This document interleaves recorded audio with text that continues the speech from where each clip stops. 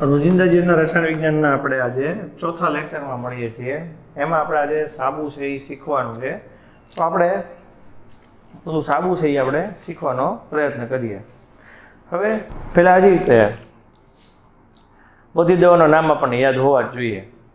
આજે હું વચ્ચે બોલીશ, કારણ કે આપણે પૂરું કરીએ પછી હું તમને બધાને યાદ નામ કરાવીશ, કારણ કે તમે બધા નામ યાદ હશે તો જ આવડશે. અને બધા નામ તમે એક વાર લખો છો, એક વાર લખવાથી કોઈ જ નહીં આવડે. તો આ ચેપ્ટર ન કર્યા બરાબર થશે. એટલે તમે બધા નામ તૈયાર કરીને 5-5 વાર લખવાનો આગ્રહ રાખો. એટલે 5 વાર નામ લખવું પડે બોલીને. એકવાર લખો, એકવાર બોલો, 10 વાર થાય ત્યારે માંડ એના શબ્દો યાદ રહે. નહીં તો નામ તમે યાદ કરતા હો સિમેટેડી, નામ કંઈક નવું જ યાદ આવે. બરાબર? એવું થાય. અને નામ નવું યાદ ન આવે કે નવું તમારા નામ યાદ ન કરવું આવે કે નવી દવા નામ બનાવી નાખ્યું આપણે, તો આપણે જે ચોપડીમાં આપી છે એ પ્રમાણે આપણને બધી વસ્તુઓ યાદ આવવી જોઈએ. હવે હું તમને વાત કરું છું સાબુની. તો સાબુ શું છે? સાબુ ઘણા બધા પ્રકારના આવે. સાબુ જે છે એ આપણા માટે વનસ્પતિ તેલ અને પ્રાણી જે ચરબી હોય એની હારેની બેઝિક પદાર્થની પ્રક્રિયાથી આપણને ગરમી આપવાથી સાબુ મળે. તો આપણે એમ કહેવાય કે મોટાભાગે જે વનસ્પતિ તેલ આવે એમાં આવે સ્ટીઅરિક એસિડ,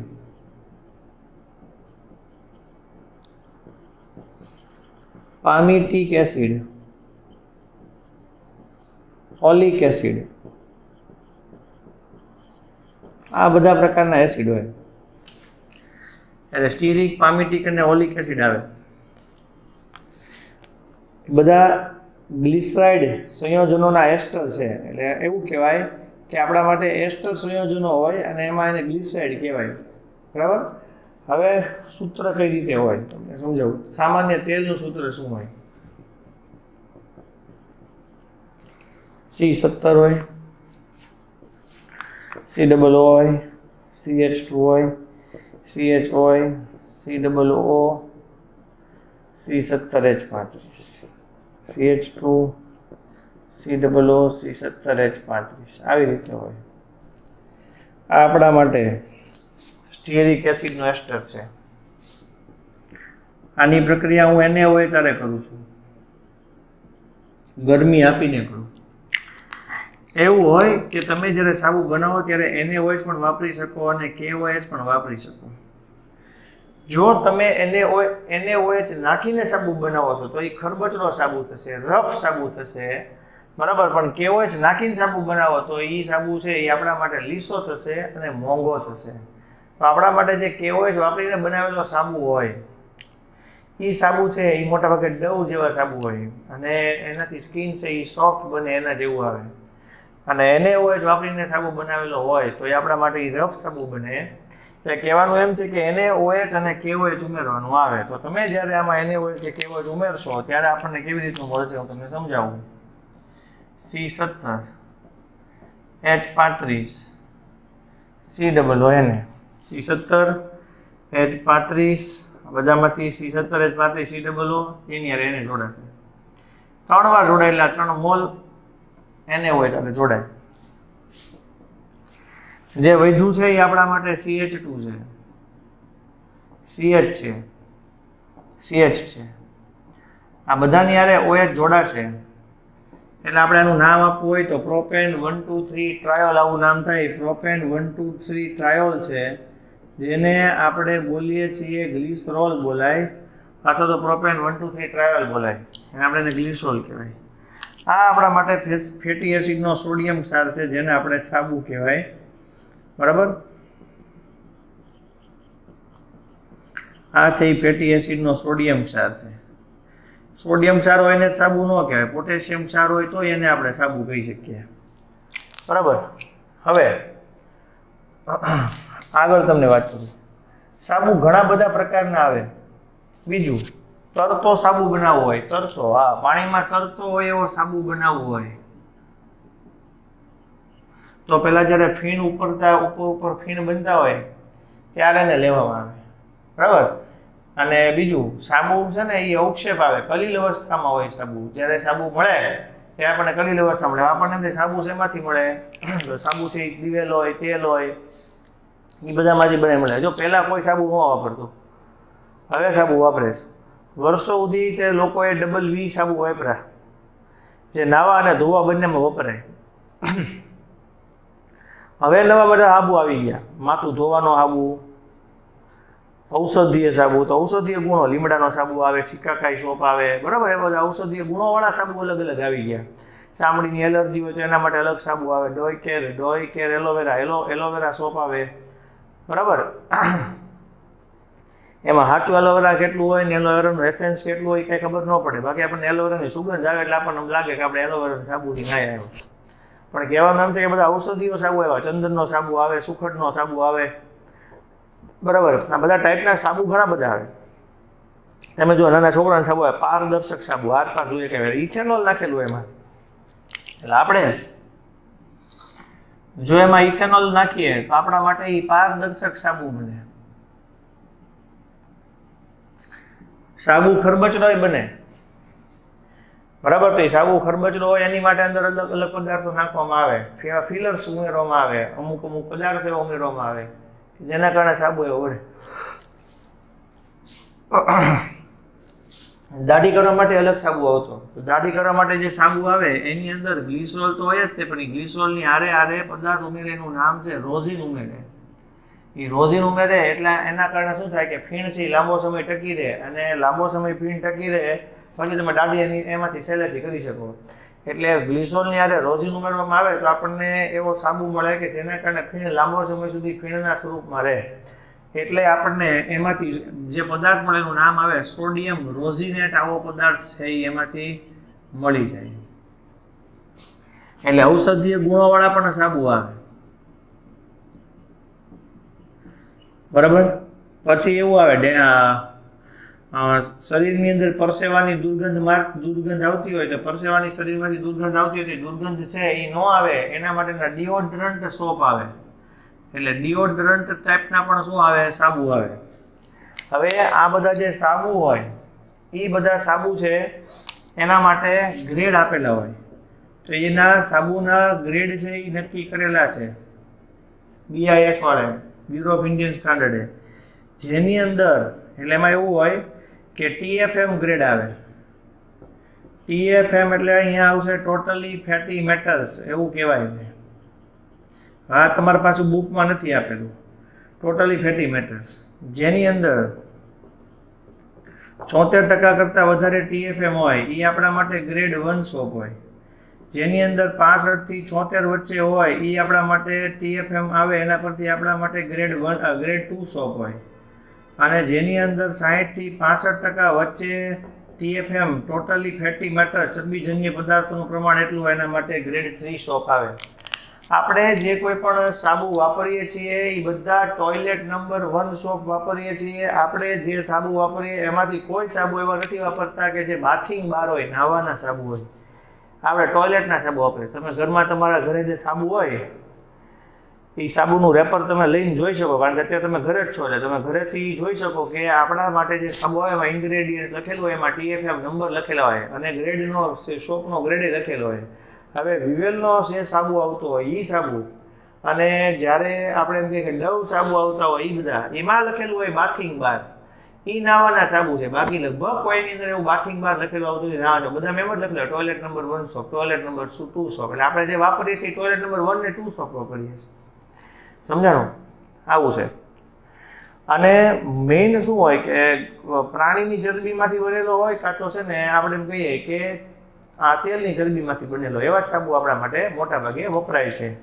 હવે આવા બધા સાબુ છે એમાં કાર્બોક્સિલેટ સમૂહ હોય, સોડિયમ કાર્બોક્સિલેટ.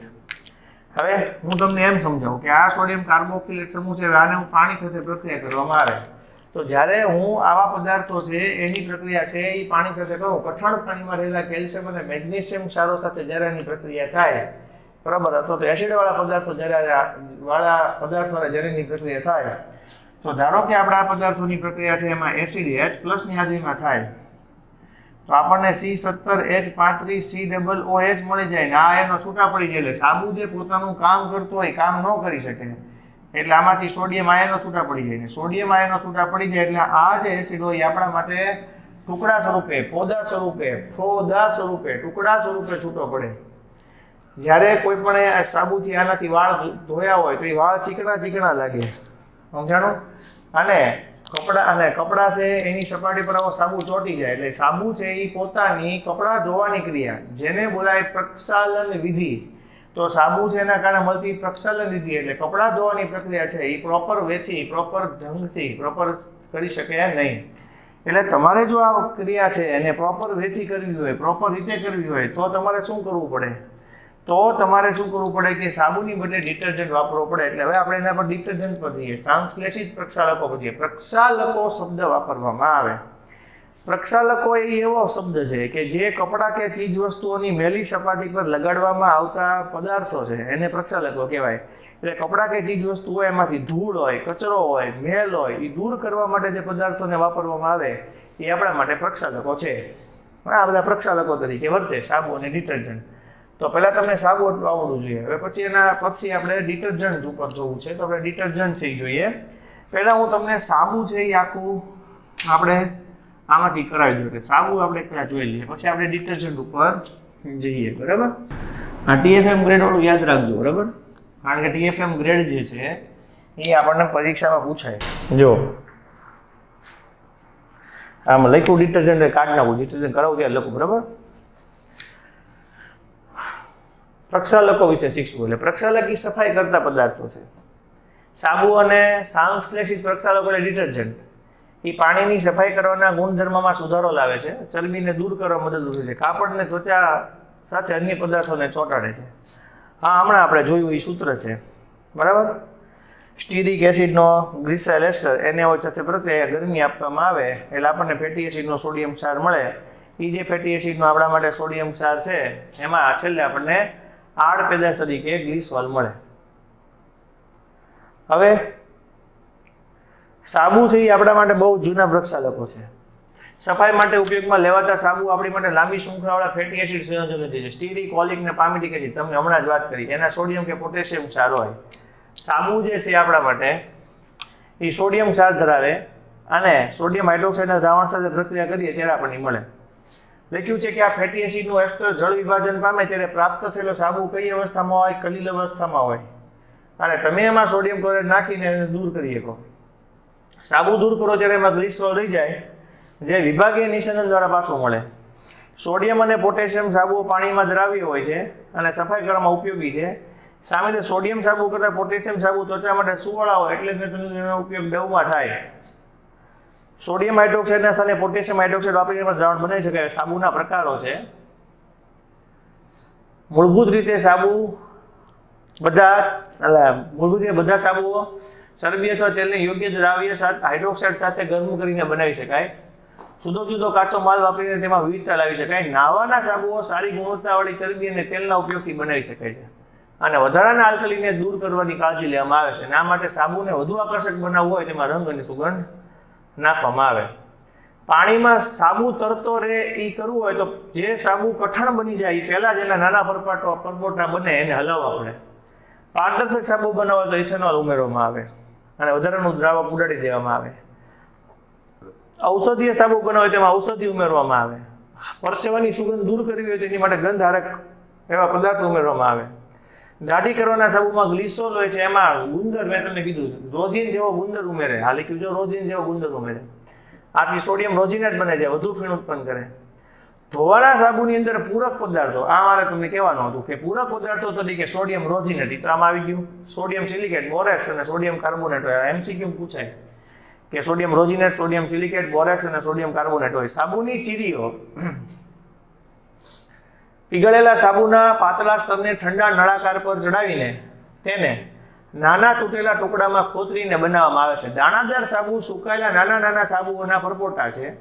સાબુ પાવડર અને ઘસીને સફાઈ કરવા માટેના સાબુઓ ઘર્ષણકારક જેવા કે હલકા પથ્થરનો ભૂકો અથવા ઝીણી ડેટીને બિલ્ડર્સ જેવા સોડિયમ કાર્બોનેટ અને ટ્રાય સોડિયમ ફોસ્ફેટ ધરાવે. હવે જો ધ્યાન રાખજો, સાબુ પાવડર અને ઘસીને સફાઈ કરવા માટેના સાબુઓ ઘસીને સફાઈ કરવા માટેના સાબુ એટલે વિમ બાર અને એવા બધા સાબુ આવે કપડાં ધોવા માટે વપરાય બધા. એમાં હલકા પથ્થરનો ભૂકો અથવા ઝીણી રેતીને બિલ્ડર્સ જેવા કે સોડિયમ કાર્બોનેટ, ટ્રાયસોડિયમ ફોસ્ફેટ હોય અને આ બિલ્ડર્સ છે એ સાબુની ક્રિયા છે ઝડપી કરે. એ આપણે 5મા ચેપ્ટરમાં સરફેસમાં જોઈ ગયા, મિશેલ રચનાવાળો ભાગ છે એમાં. સાબુ કેમ કઠણ પાણી માટે કાર્ય કરતા નથી તો એ મેં તમને હમણાં સમજાવ્યું કે જો સાબુ છે એની પ્રક્રિયા તમે કરો બરાબર, અમે તમને કીધું કે એસિડ છૂટો પડી જાય, આમાં CaCl2 લખ્યું તો આમાં એવી રીતે થાય. હું તમને સમજાવું કે જ્યારે તમે પ્રક્રિયા કરો છો ત્યારે આ માઇનસ છે, આ પ્લસ છે, આ Ca+2 છે, એ આની હારે જોડાય એટલે આપણા માટે C17H35COO ટ્વાઇસ અને C આવું મળે અને NaCl છૂટું પડે. આ અદ્રાવ્ય સાબુ ફોદા સ્વરૂપે પાણીથી અલગ પડે છે અને સફાઈ કરતા તરીકે બિનઉપયોગી નીવડે છે. વાસ્તવમાં આ સારી રીતે ધુલાઈ માટે અડચણ પેદા કરે છે કારણ કે આ ઉક્ષેપ કપડાના રેસા પર ચીકણા પદાર્થની જેમ ચોંટી જાય છે. કઠિન પાણીથી ધોવાયેલા વાળ આ ચીકણા ઉક્ષેપને કારણે ચમક વિનાના બને છે અને કઠિન પાણીના ઉપયોગથી સાબુ છે એવા વડે ધોવાયેલા કપડાં હોય એના રંગ એક સમાન રીતે અવશોષિત ન થાય. આગળ જોઈએ. હવે છે આપણી માટે સંશ્લેષિત પ્રક્ષાલકો જેને આપણે કહીએ છીએ ડિટર્જન્ટ. હવે હું તમને પેલા ડિટર્જન્ટ આખું સમજાવી દઉં પછી આપણે ડિટર્જન્ટમાં જઈએ. જો ડિટર્જન્ટ,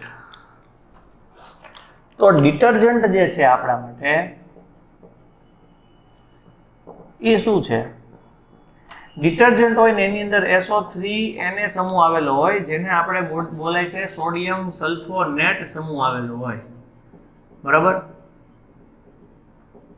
આ ડિટર્જન્ટની તમને હું વાત કરું તો આપણા ગુજરાતના જ વ્યક્તિ કે જેનું નામ છે કરશનભાઈ પટેલ, જેણે નિરમા આખી કંપનીની સ્થાપના કરી, એ વ્યક્તિની તમને વાત કરું તો એ માણસે ડિટર્જન્ટ છે એ આપણા ગુજરાત લેવલે એને પહેલાં બનાવ્યો હશે.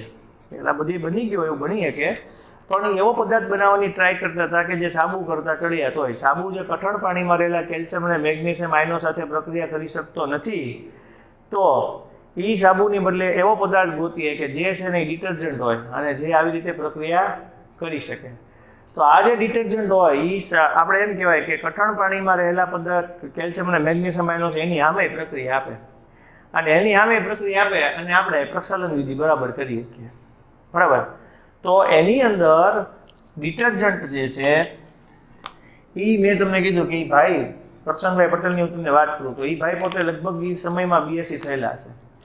એ એક આસિસ્ટન્ટ લેબ આસિસ્ટન્ટની અંદર કામ કરતા હતા. લેબ આસિસ્ટન્ટમાં કામ કરતા હતા ત્યારે શું હતું કે જ્યારે લેબોરેટરીનું કામ પૂરું થઈ જાય પછી એ પોતે લેબોરેટરીના બહારના ભાગમાં જ લેબોરેટરીના પદાર્થોનો ઉપયોગ કરીને એ એવો પદાર્થ બનાવવાની ટ્રાય કરતા હતા કે સાબુ કરતાં ચડિયાતો. એણે 2-2.5 વર્ષની મહેનતના અંતે એવો પદાર્થ બનાવ્યો કે જે સાબુ કરતાં ચડિયાતો હોય. આ એ જ વ્યક્તિ કે જેણે આપણે એમ કહેવાય કે ટીવીમાં કોઈ દિવસ આવી ડિટર્જન્ટની ને એવી બધી જાહેરાત આવતી નહીં. એ સમયમાં 1974 કે 78ની સાલ આસપાસ દૂરદર્શનની અંદર આવી એમણે જાહેરાત શરૂ કરી. અને તમે બધા જાહેરાતને જાણો જ છો, તમે એવું સાંભળ્યું છે, હેમા જયા પુષ્પા ઓર રેખા સબકી પસંદ નિર્મા આવી જાહેરાત આવતી. તો આ જે જાહેરાત છે ત્યાંથી એને શરૂ કરી અને લોકો એને પહેલાં એવું થયું કે નહીં આવી જાહેરાત તો કંઈ હોતી હશે, ડિટર્જન્ટની જાહેરાત આવતી હશે. પણ એ પછી બધાએ જાહેરાત શરૂ કરી. તમે જુઓ છો આજે રીનની બધા કંપનીવાળાએ જાહેરાત આપે જ છે. તો મારું કહેવાનું એમ છે કે એમણે આ બધી વસ્તુમાં ક્રાંતિ લાવી. તો ડિટર્જન્ટ છે ને પ્રકારો હોય બરાબર.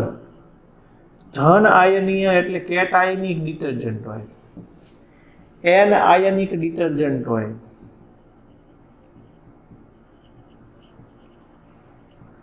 અને બિન આયનીય ડિટર્જન્ટ હોય.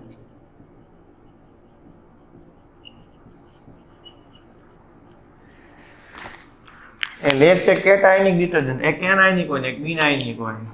જો એન આયનિક ડિટર્જન્ટ હોય એની અંદર લાંબી શૃંખલા હોય. પહેલાં આલ્કોહોલ હોય, એનું તમે સલ્ફોનેશન કરો એટલે સલ્ફોનિક એસિડ મળે ને એમાં તમે NaOH પ્રક્રિયા કરો એટલે પાણીનો દૂર થઈને સોડિયમ સલ્ફોનેટ સમૂહ આવે. આની અંદર મોટે ભાગે LAS અને ABS આવે. સોડિયમ ડોડેસાઇલ લોરિલ આલ્કો સલ્ફોનેટ અને અહીંયા આલ્કિલ બેન્ઝીન સલ્ફોનેટ. એટલે લોરિલ આલ્કો સલ્ફોનેટ અને આલ્કિલ બેન્ઝીન સલ્ફોનેટ આવા આપણા માટે એન આયનિક ડિટર્જન્ટ હોય. એવી રીતે કેટ આયનીય ડિટર્જન્ટ હોય તો કેટ આયનીય ડિટર્જન્ટ હશે, ધન આયનીય ડિટર્જન્ટ હોય તો એમાં બધા કયા પ્રકારના ડિટર્જન્ટ હોય? તો ધન આયનીય ડિટર્જન્ટ હોય એની અંદર આવે છે ચતુર્થક એમાઇનનો ક્ષાર આવે. તો આપણા માટે જે આવશે એ ચતુર્થક એમાઇન ના ક્ષારો આવશે, જેને બોલાય છે સિટાઇલ ટ્રાઇમિથાઇલ એમોનિયમ બ્રોમાઇડ N+Br-. ચતુર્થક એમાઇન સિટાઇલ, આમાં R4 છે, મોટો સમૂહ છે, બરાબર. સિટાઇલ ટ્રાઇમિથાઇલ એમોનિયમ બ્રોમાઇડ આવા સમૂહ આવે. બિન આયનીય પ્રક્ષાલકો હોય તો બિન આયનીય પ્રક્ષાલકો છે એની અંદર પોલીઇથિલિન ગ્લાયકોલનો એસ્ટર આવશે. પોલીઇથિલિન ગ્લાયકોલ એનો એસ્ટર આવશે, સંયોજન આવશે, જે બિન આયનીય છે, બરાબર. હવે હું તમને એમ સમજાવવા માંગુ છું કે આ બધા આપણા માટે પ્રક્ષાલકો છે. એન આયનીય પ્રક્ષાલકો હોય ટૂથપેસ્ટમાં વપરાય, ટૂથપેસ્ટ આપણે ઘસીયામાં વપરાય, દાંતની અંદર આપણે મોઢામાં જે કંઈ પણ બેક્ટેરિયા રહી ગયા હોય કે જે ખાવાનું ભરાઈ ગયું એને કાઢવા માટે વપરાય. પણ ખરેખર આ બધા પ્રક્ષાલકોનો ઉપયોગ કરવા કરતાં લીમડાનું દાંતણ કરવું 110% સારું.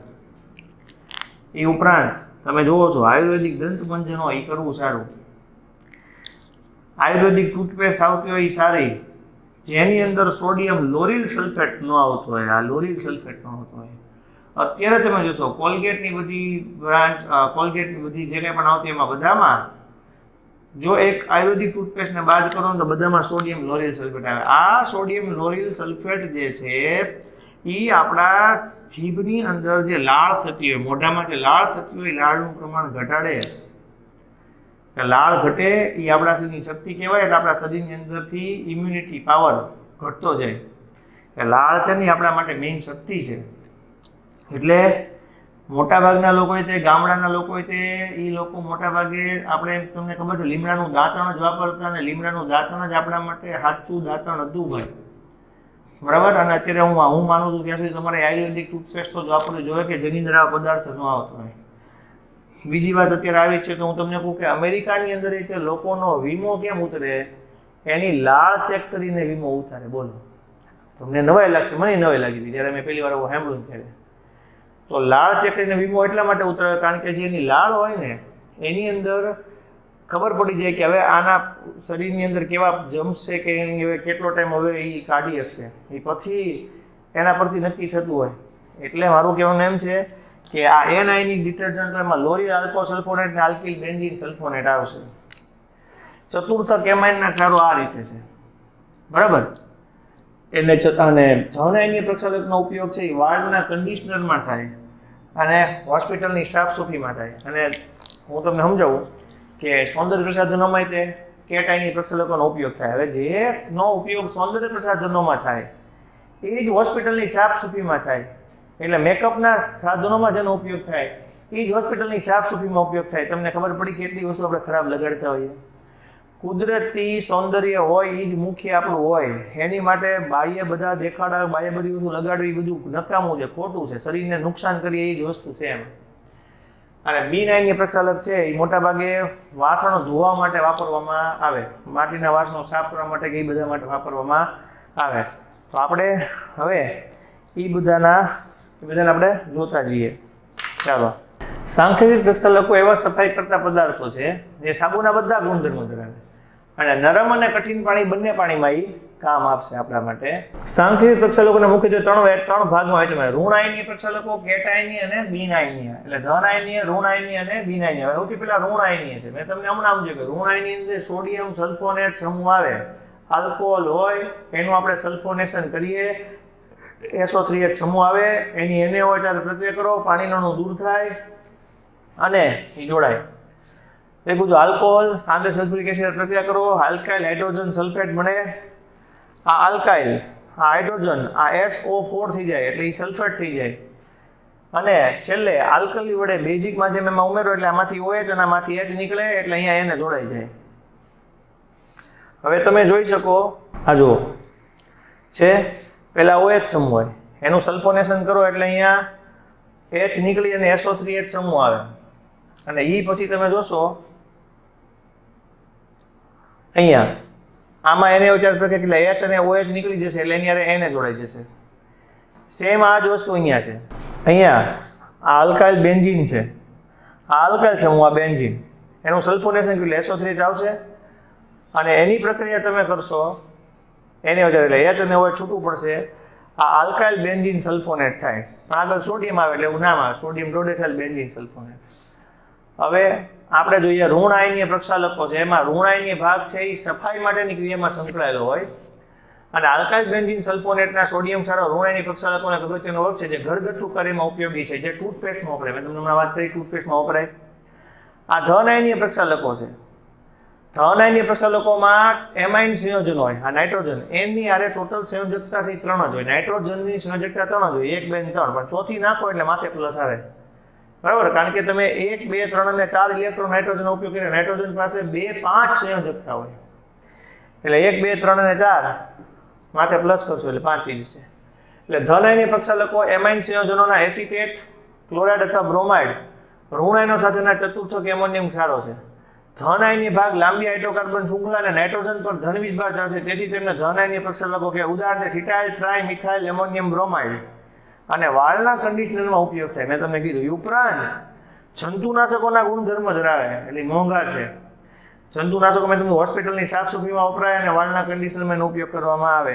આગળ બિન આયનીય પ્રક્ષાલકો છે, તો બિન આયનીય પ્રક્ષાલકો છે એની અંદર શું આવે તો બિન આયનીય પ્રક્ષાલકો છે એ આપણા માટે સૌથી પહેલા સ્ટીરિક એસિડ અને પોલિથિલિન ગ્લાયકોલ. સ્ટીરિક એસિડ આપણને ખબર છે CH3 CH2 16 COOH. આ મારા માટે ઇથિલિન ગ્લાયકોલ જ છે. જુઓ તમે CH2 અહીંયા OH અહીંયા OH. આપણા માટે ઇથેન 1,2 ડાયોલ છે. આપણા માટે આ ઇથેન 1,2 ડાયોલ છે. હવે આપણા માટે જો આ CH2OH ઘણી બધી વખત હોય તો આમાંથી OH નીકળે, આમાંથી H નીકળે એટલે આપણને CH2CH2O એ આપણને n વખત મળે એટલે એ પોલિથિલિન ગ્લાયકોલ છે. હવે એમાંથી પાણીનું દૂર થશે એટલે અહીંયાથી OH દૂર થાય અને અહીંયાથી H દૂર થાય એટલે આપણને COO એવો એસ્ટર ક્ષાર મળે. અને એ જે આપણને એસ્ટર ક્ષાર મળે એવો એ તમે જોઈ શકો અહીંયા તમને કીધું CH3 CH2 COO બાકી બધું એમને. તો આનો ઉપયોગ છે એ મોટા ભાગે વાસણોની સફાઈ કરવા, વાસણ ધોવાના પ્રક્ષાલકોમાં ઉપયોગ કરવામાં આવે. તો વાસણ ધોવાના પ્રવાહી પ્રક્ષાલકો છે એ મોટે ભાગે આવા બિન આયનીય પ્રકારના પ્રક્ષાલકો હોય.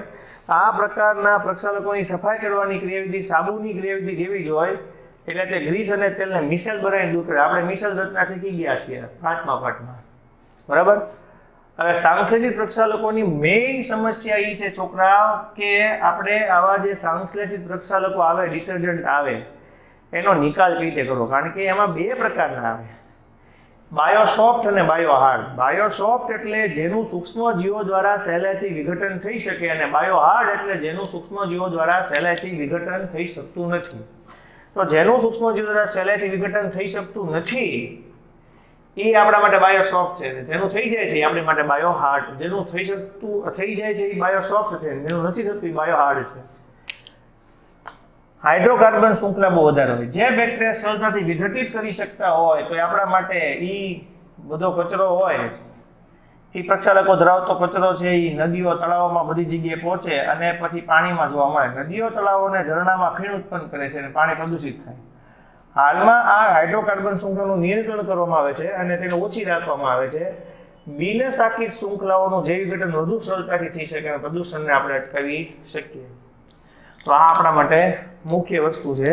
હવે જે છે એ ચેપ્ટરને આપણે પહેલેથી જોવું છે. એમાં એવું પ્રસ્તાવના આવે. શું આવે? ચેપ્ટર આગળથી શરૂ કરીએ ત્યારે આપણે એમાં પ્રસ્તાવના આવે કે રોજિંદા જીવનમાં આપણે બધી જ વસ્તુમાં રસાયણ વિજ્ઞાન આવે. તમે સવારમાં ઉઠો, બ્રશ હાથમાં લ્યો, બ્રશનું હેન્ડલ એ કેમેસ્ટ્રી છે. બ્રશના દાંતા રેસાઓ, નાયલોન રેસાઓ જેવા રેસા છે. બરાબર. ટૂથપેસ્ટ એ રસાયણ છે. દૂધ પીવો, ગ્લુકોઝ રસાયણ છે. બરાબર. નાહવા માટેનો સાબુ રસાયણ છે. કોઈ પણ વસ્તુ તમે જાશો એટલે બધી વસ્તુઓ, કપડાં પહેરીએ છીએ એ પણ આપણી માટે એક પ્રકારે ડાઇઝનો ઉપયોગ થાય. બરાબર. રંગકો છે તો એ આપણી માટે રસાયણ છે. એટલે આપણે બધા રસાયણ વિજ્ઞાનથી રોજિંદા જીવનમાં બધા ઘેરાયેલા છે અને આપણા શરીરની અંદર જે બધા સંવેદનાઓ, ગ્રહણ અને સંવેદનાઓ ચાલુ રહે છે એ પણ કોઈ એક પ્રકારના રસાયણને કારણે આ બધી વસ્તુઓ શરૂ છે. બરાબર. એટલે આપણા માટે રસાયણથી બધી જગ્યાએ છે. શરીરની અંદર એવા રસાયણો છે એનો સ્ત્રાવ શરૂ છે એટલે આપણે બધું સમજી શકીએ છીએ, બોલી શકીએ છીએ, સાંભળી શકીએ છીએ, આ બધી વસ્તુનું રિએક્શન આપી શકીએ છીએ. એટલે આપણા માટે બધી વસ્તુઓ છે. પણ હવે રસાયણોનું બધાનું વર્ગીકરણ કઈ રીતે થાય? તો હું તમને પહેલાં કહું કે દવાઓ જે છે એ આપણા માટે 100 થી 500 ગ્રામ પ્રતિ મોલ જેટલો પરમાણુ ભાર ધરાવતી હોય એવી દવા હોય, અને એની જે પ્રક્રિયા છે એ બધા મોટા મોટા અણુઓ સાથે થાય. પ્રોટીન છે, ઉત્સેચકો છે, લિપિડ છે, એ બધાની હારે થાય. તો એ બધા અણુભાર બહુ મોટા મોટા હોય ને એની હારે પ્રક્રિયા કરે, અને એની હારે પ્રક્રિયા થવાને કારણે આપણે જોઈએ તો ઔષધો છે એ ઓલા મોટા અણુઓ છે જેમાં કાંઈ તકલીફ આવી હોય એ બધા નાશ કરી નાખે. આપણે સૌથી પહેલાં રસાયણ ચિકિત્સા એવો શબ્દ પોલ એહર લિંચને વાપરો, જેને આપણે કેમોથેરાપી શબ્દ વાપરીએ તો આપણે એને રસાયણ ચિકિત્સા એવું કહીએ. તો આવા રસાયણોનું વર્ગીકરણ છે એને ટોટલ 4 ભાગમાં કરવામાં આવ્યું. ઔષધીય લક્ષને આધારે, અસરને આધારે, ક્રિયાને આધારે, બંધારણના આધારે. અસર, ક્રિયા, બંધારણ બરાબર અને લક્ષ્ય, એના આધારે રસાયણોનું વર્ગીકરણ છે ટોટલ 4 ભાગમાં કરવામાં આવ્યું. આપણે જોઈએ કે કોઈ પણ જગ્યાએ આપણે દવા લેવા જઈએ તો કોઈ પણ જગ્યાએ આપણે દવા લેવા જઈએ ને તો આપણને પેલા ડૉક્ટર આપણને ચેક કરે. હું એમ કહું સૌથી પહેલાં હું કોઈ પણ વ્યક્તિ પાસે દવા તો લેવા ગયો હોય જ્યારે માંદો પડ્યો હોય ત્યારે, તો પહેલાં શું થાય કે આપણા શરીરનું બંધારણ જાણે. એટલે સૌથી પહેલાં ડૉક્ટર દવા આપે ને તેથી આપણને ચેક કરો કે આને કઈ દવાનો ભાગ છે એ સુટેબલ થાય તો એ દવા એને વધારે આપીએ એમ. એટલે વેદનાહાર ઔષધોની બધી ઔષધો છે એની માટે દવાનો ભાગ હોય ઔષધીય લક્ષ માટે. તો આપણે એ જોતા જવું છે, હું તમને કહેતો જાઉં એટલે તમને એ બધી વસ્તુઓ છે એ ખબર પડે. એ તો આપણે માટે પાઠની શરૂઆતનો ભાગ આવશે એટલે આપણે પાઠના શરૂઆતના ભાગમાં જવું પડશે, એટલે આ બધું ફેરવતા જશું એટલે એ વધારે આપણને સમજાશે. તો આવી રીતે ટોટલ 4 ભાગ પડ્યા છે લક્ષ્યના આધારે બરાબર, ક્રિયાશીલ સમૂહના આધારે, રાસાયણિક બંધારણના આધારે તમને વાત કરું છું એ પ્રમાણે. આ બસ આ જ્યાં સુધી ફરી ન જાય ત્યાં સુધી આપણે આ વસ્તુ છે એ શરૂ રાખીએ છીએ. ત્યારે હા તમને કીધું ઔષધો છે એ નીચા અણુભારવાળા પદાર્થોવાળા રસાયણો છે જે મોટા ભાગે એવા મોટા અણુઓ સાથે બૃહદ આણવીય લક્ષ્યો સાથે પ્રક્રિયા કરે છે, અને એ આપણે પદાર્થો છે એને આપણે રાસાયણિક દવાઓ કહીએ. આ દવાઓનો ઉપયોગ રોગોનો નિદાન, અટકાવ અને ઉપચારમાં કરવામાં આવે છે. અને રોગોના નિદાન, ઉપચાર એની માટે કરવામાં આવે છે. ત્યારે લખ્યું છે કે દવાઓ તરીકે ઉપયોગમાં લેવાતી મોટાભાગની ઔષધો શક્તિશાળી ઝેર બની જાય છે. જો ભલામણ કરેલી માત્રા કરતાં વધારે માત્રામાં દવા લઈએ તોય આપણા માટે એ શક્તિશાળી ઝેર જેવું બની જાય છે. એટલે રસાયણ ચિકિત્સાના ઉપયોગને રસાયણ ચિકિત્સા કેમોથેરાપી તરીકે ઓળખવામાં આવે છે. ઔષધો મુખ્યત્વે નીચે દર્શાવેલા ધોરણો મુજબ વહેંચવામાં આવે. ઔષધીય અસરના આધારે હું તમને કહેતો હતો આ વર્ગીકરણ ડૉક્ટરને બહુ ઉપયોગી થાય દવા કરવા માટે, કે કયા પ્રકારની દવા છે એનો ડોઝ છે એ વ્યક્તિને અનુકૂળ આવશે. તો કોઈ પણ રોગના ઉપચાર માટે સૌપ્રથમ પ્રાપ્ય સમગ્ર ઔષધોની શ્રેણી પૂરી પાડે. વેદનાહાર ઔષધો છે. વેદનાહાર ઔષધો એટલે તમારા શરીરની વેદના છે એને લઈ લે, તો વેદના દૂર કરવાની અસર ધરાવે. જીવાણુનાશી ઔષધો છે, એન્ટિસેપ્ટિક છે, એ સૂક્ષ્મજીવનો નાશ કરીને વૃદ્ધિ અટકાવે. એટલે આપણને કઈ દવા સુટેબલ છે જે આપણા શરીરમાં તકલીફ છે એના માટે, તો એના માટે ખાલી બે ભાગ આપ્યા છે, સિવાયના ભાગે હોઈ શકે. તો અહીંયા વેદનાહાર અને જીવાણુનાશી.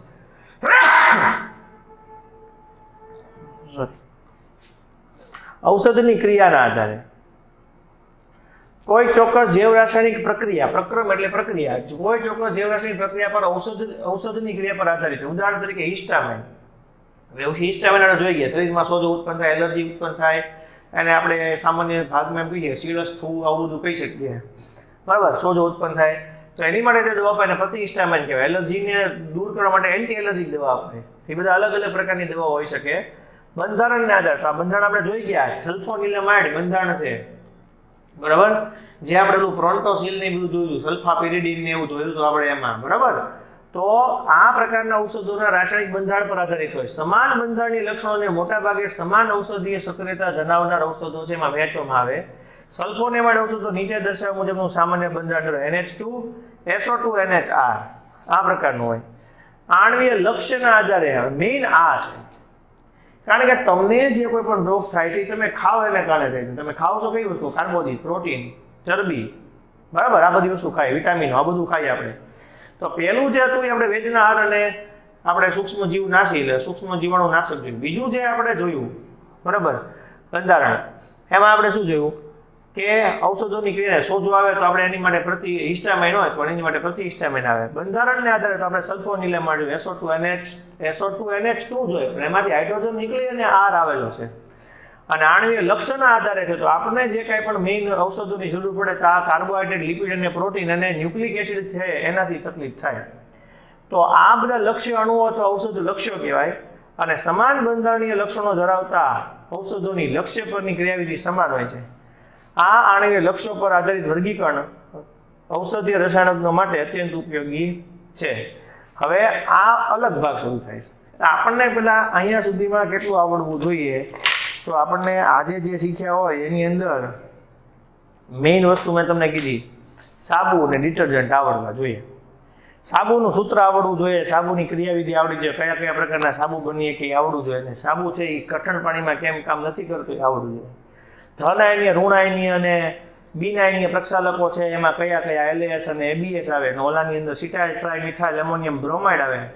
અને પછી જે આપણે વાત કરી બિન આયનીય પ્રક્ષાલકમાં સ્ટીરિક એસિડનો પોલિથિલિન ગ્લાયકોલનો એસ્ટર આવે, બરાબર. એના પછી આપણે સ્ટાર્ટિંગમાંથી જોયું આપણે કે પદાર્થો જે છે એમાં સૌથી પહેલું આણ્વીય લક્ષ્ય, પછી અસર, બંધારણ અને કાર્યના આધારે એના પ્રકાર પાડવામાં આવે. તો આ રીતે આપણે જોવાનું હોય તો આપણને આટલું આવડવું જોઈએ. બધી દવાઓના નામ આપણને યાદ હોવા જોઈએ, તો આપણને બધા દવાના નામ આવડવા જોઈએ. Sodium bicarbonate, MgO2, ALOH thrice, Al2SO4, ઓમિપ્રાઝોલ, લેન્સોપ્રાઝોલ, સિમેટિડિન, રેનિટિડિન, બ્રોમફિનારિમાઇન અને ટર્ફેનાડિન. એ આપણે પ્રતિષ્ઠામાં બોલી ગયા. પ્રશાંતકોમાં આઇપ્રોનિયાઝિડ, ફિનાલ્જીન, મેપ્રોબામેટ, ક્લોરોડાઇઝ એપોક્સાઇડ અને ફિનાલ્જીન, બરાબર. આ ઇક્વાનિલ આવે. પછી બાર્બિટોરિક એસિડના ઉત્પન્નોની અંદર આપણે જો લ્યુમિનાલ, વેરોનાલ, સેકોનાલ, એમાઇટાલ, નેબ્યુટાલ, વેલિયમ, સેરેટોનિન.